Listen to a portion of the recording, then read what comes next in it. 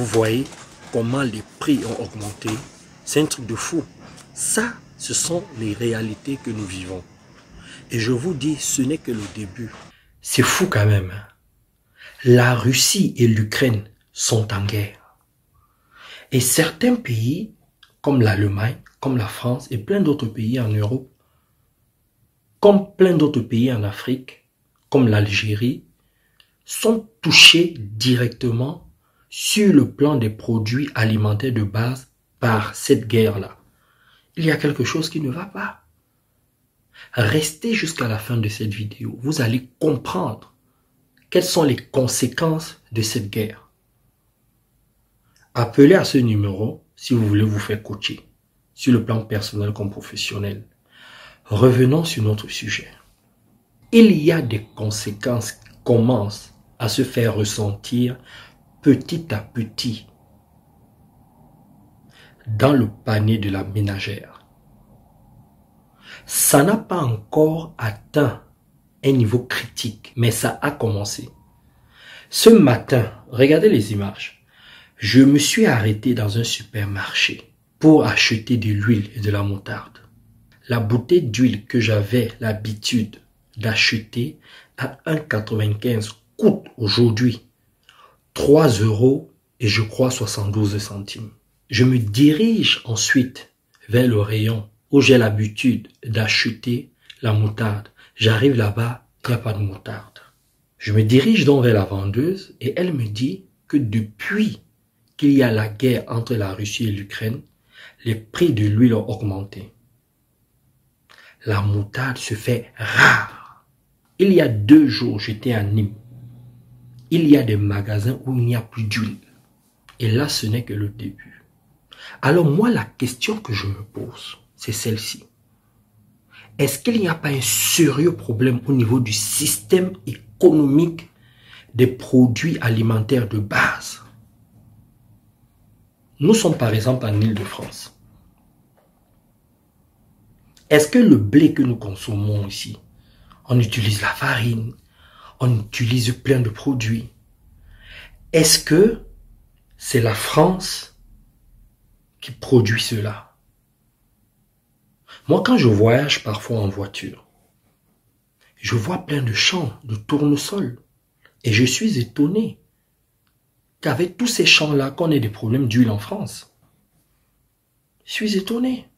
En Afrique, en Algérie, pour prendre ça comme exemple, j'ai des amis là-bas qui se plaignent qu'il n'y a plus de blé. Pourquoi chaque pays ne produit pas ce qu'il peut consommer? Pourquoi est-ce que ça ne se passe pas comme ça? Parce que ce serait simple.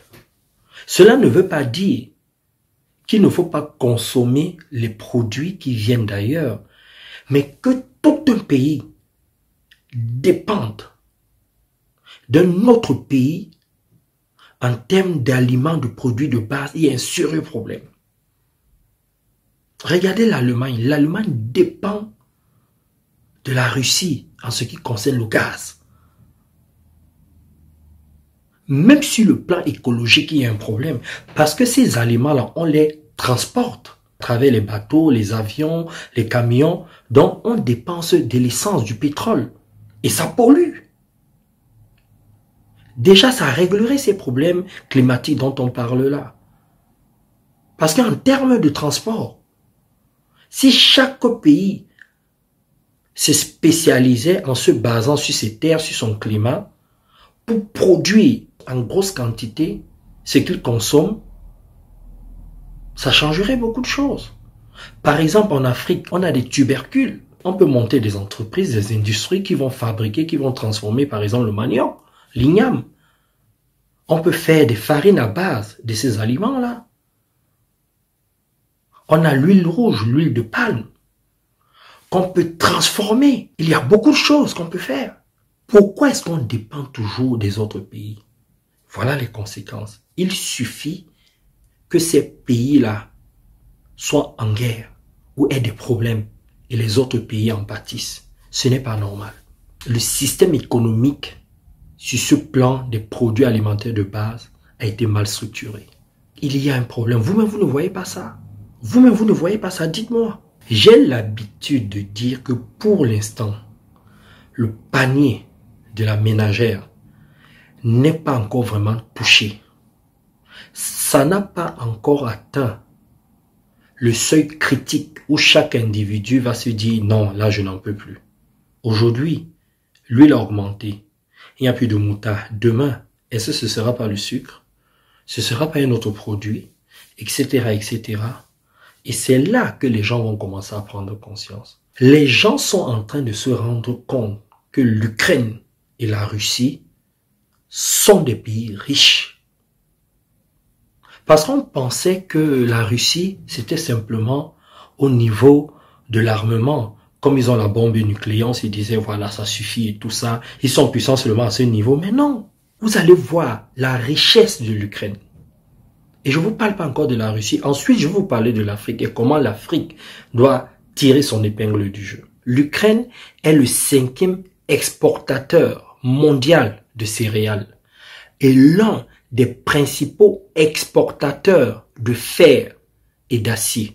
Les principaux produits exportés sont les graines de tournesol, le maïs, le fer, le blé, l'acier et les huiles. Maintenant, allons au niveau du sous-sol.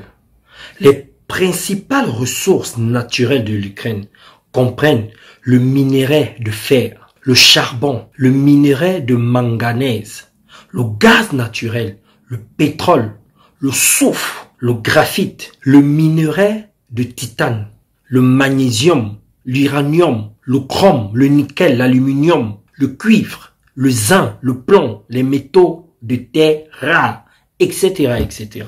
Les athlètes de la réussite, prenez conscience que ce qui se passe là-bas, ce n'est pas ce que vous imaginez. Il y a des richesses là-bas. C'est pour ça que vous voyez qu'il y a autant d'enjeux dans cette guerre-là. Ah oui, vous-même vous pensez que tous ces pays-là peuvent autant se mobiliser pour un seul pays? On vient de voir la preuve là. Chacun veut sa part du gâteau. C'est ça qui se passe. Et je vous dis, Poutine n'est pas prêt à lâcher. Et les États-Unis aussi ne sont pas prêts à lâcher. Donc, il y a la guerre. Ça peut durer des années. Ça peut prendre plusieurs formes. Et cette guerre, avant d'être physique, avait déjà commencé il y a longtemps. Là, on ne fait que voir ce qui a commencé sur le plan stratégique depuis des années. Vous-même regardez les richesses. Vous-même regardez. Ça explique tout. Vraiment, je laisse chacun faire sa propre analyse, avoir ses opinions. On n'est pas là pour juger, pour dire tel est bien, tel est méchant, ça c'est bien, ça c'est mauvais, non. Soyons objectifs. Observons, n'ajoutons rien, n'enlevons rien. Que chacun utilise son cerveau de façon simple et saine pour comprendre pourquoi nous sommes en train de subir cette guerre. Et je vous dis, ce n'est que le début. Vous n'êtes pas encore touché individuellement. Vous savez, quand le Titanic était en train de couler, les gens dansaient, les gens faisaient l'amour. Les gens méditaient, les gens priaient. Les gens faisaient des projets. Est-ce qu'on peut changer ça? Oui, nous, la population, nous les peuples, on peut pousser nos dirigeants à changer cela, à revoir les choses différemment. Mais si chacun reste dans son coin en se disant, ouais, il y a la guerre là-bas, ceci, cela, attendez. Attendez, vous allez voir. Vous savez, la première guerre et la seconde guerre mondiale ont commencé comme ça. Hein. On a négligé, on s'est dit ce n'est rien, ce n'est qu'un seul pays qui se bat avec un autre et tout ça. Et ça a commencé à prendre de l'ampleur.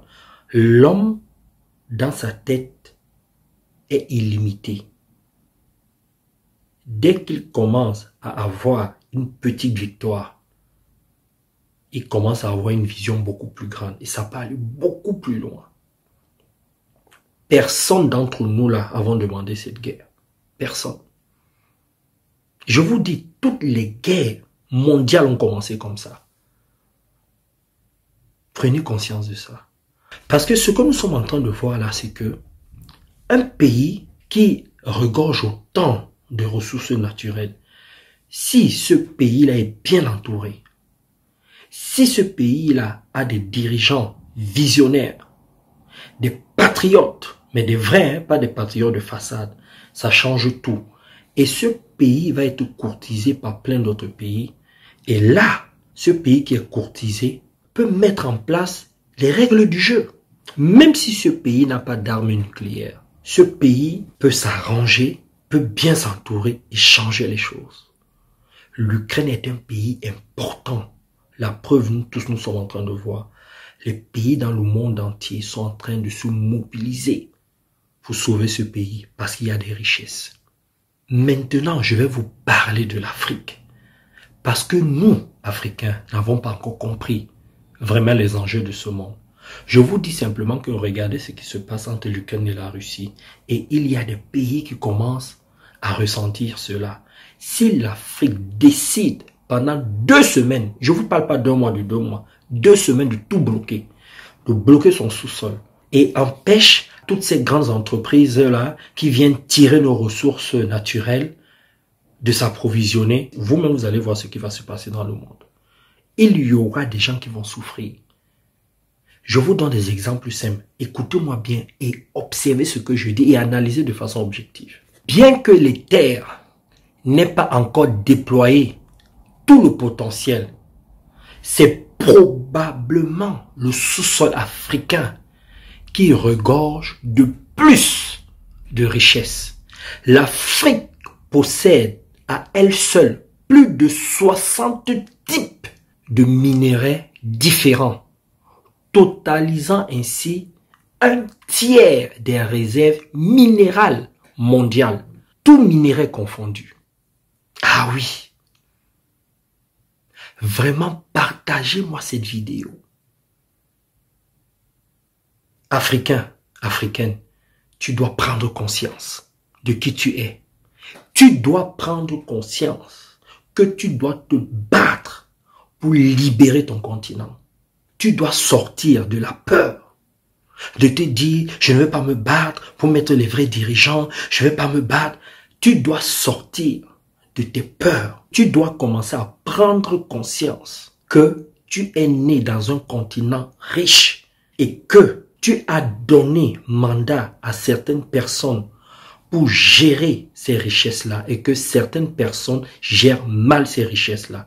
Alors, tu es un patron. Tu dois te mobiliser, t'intéresser à la politique, à la richesse de notre sous-sol. Tu dois intégrer au plus profond de ton âme, de ton être, de la partie la plus limbique de toi-même que si tu ne te bats pas, si tu ne t'intéresses pas à l'économie, à la politique, tu ne comprendras pas pourquoi il est important que tu ailles voter.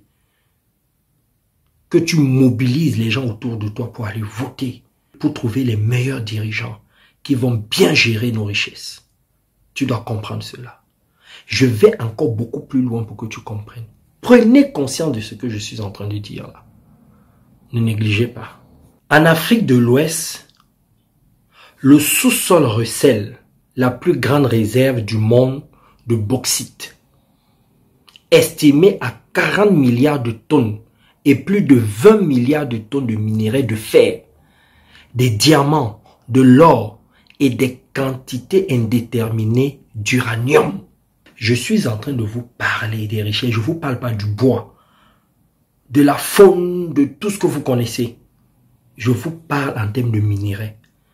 Pour que vous puissiez comprendre les vrais enjeux. Pourquoi il y a autant de guerres. Pourquoi il y a autant de pays impérialistes qui viennent en Afrique.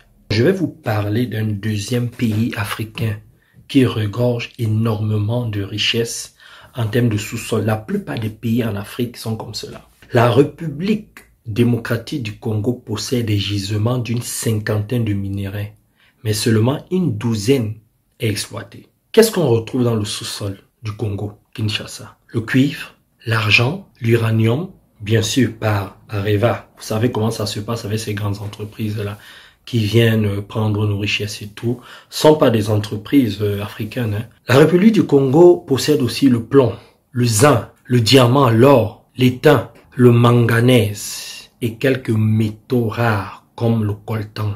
Et je ne vous ai pas tout cité.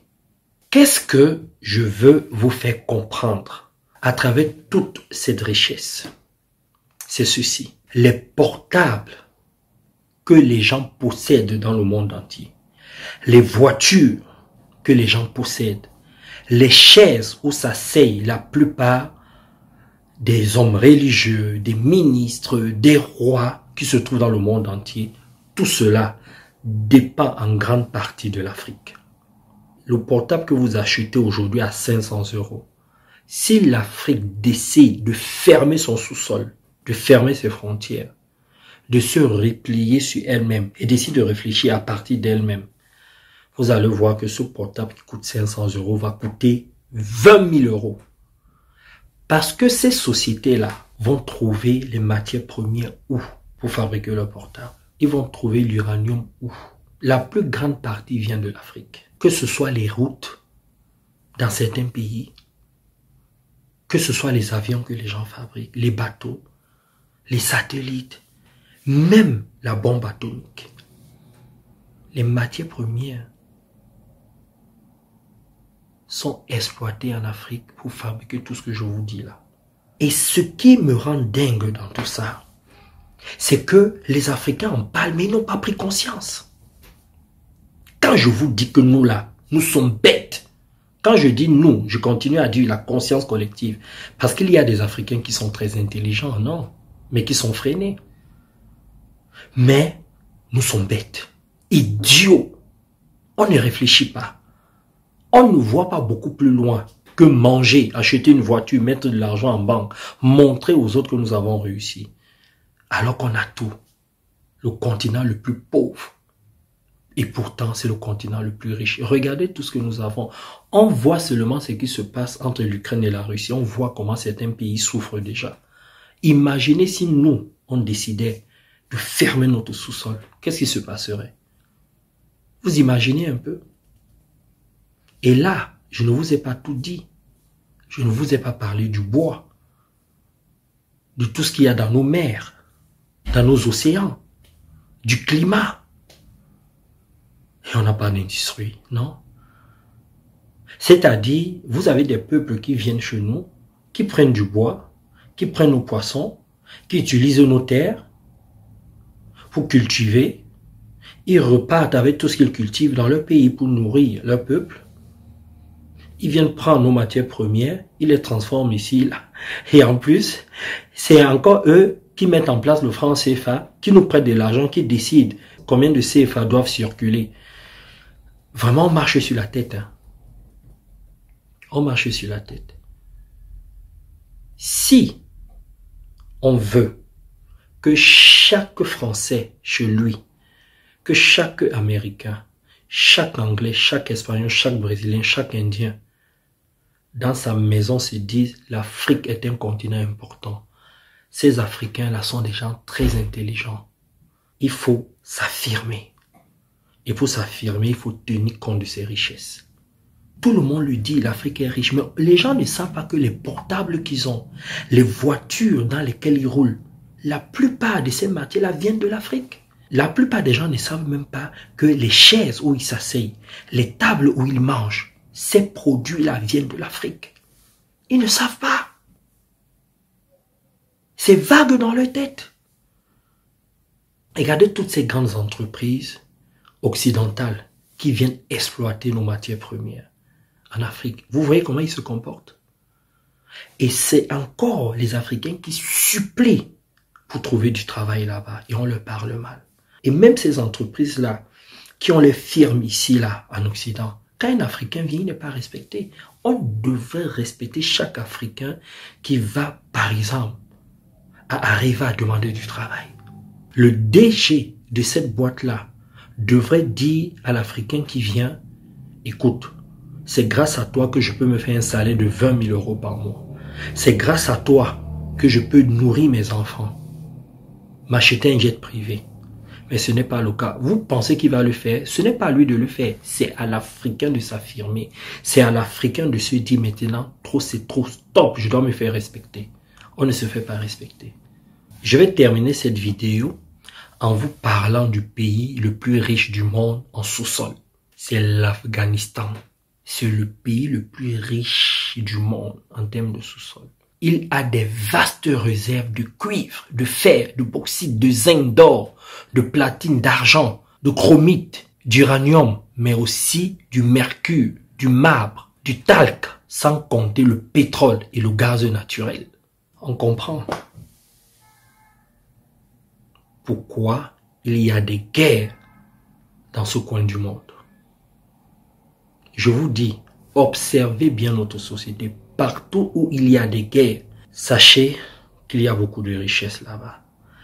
Parce que ces guerres-là sont organisées, bien structurées, souvent par ces entreprises-là qui prennent des mercenaires pour déstabiliser le pays afin de venir signer des vrais contrats. Certains jouent aux pyromanes et aux pompiers. Et tout ça parfois est dirigé par certains dirigeants de ces pays impérialistes, en complicité avec certains locaux. Et parmi ces locaux-là, il y a des panafricanistes de surface, ceux qui parlent, mais derrière, qui signent des contrats. Ce n'est pas seulement l'Afrique qui subit cela.